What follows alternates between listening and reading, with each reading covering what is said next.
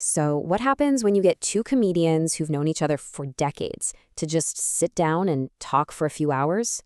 Well, you get a wild conversation that kicks off with jokes about hair loss and somehow ends up at the birth of a digital god. In this explainer, we're going to distill that epic chat between Joe Rogan and David Cross and trace their journey across 4 decades, from gritty comedy clubs all the way to the strange new world of AI. And they kick things off with this absolute gem from Rogan. It perfectly captures that dark, observational humor that's pretty much defined their friendship for decades.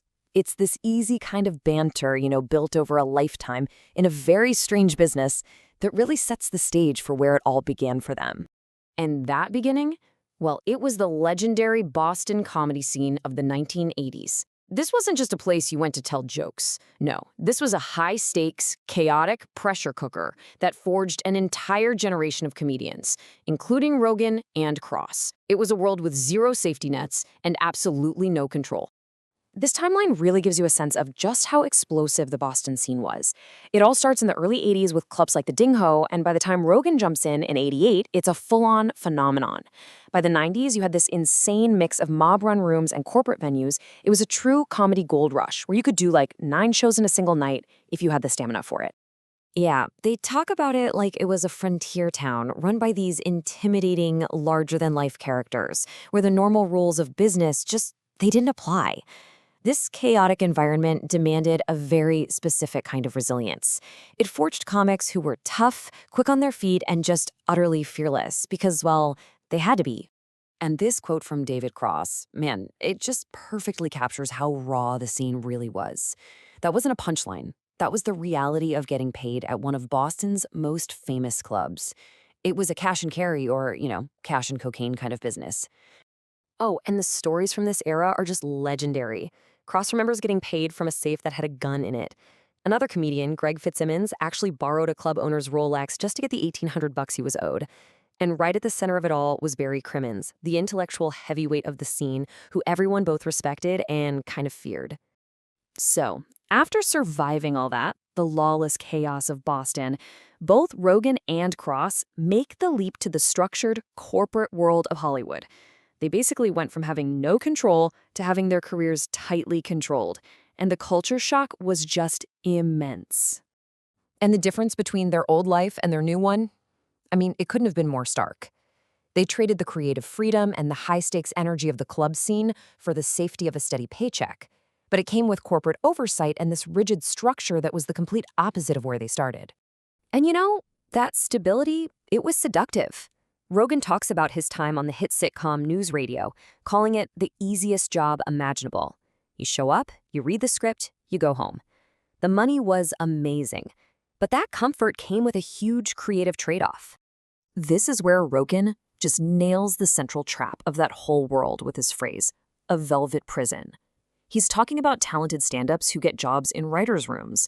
It's comfortable, sure, it pays the mortgage, but it can drain you of that creative hunger that made you a great comedian in the first place. You end up trading your freedom for safety. And that idea, being trapped by a comfortable system, trading your autonomy for security, it leads them to a way bigger, way more existential conversation.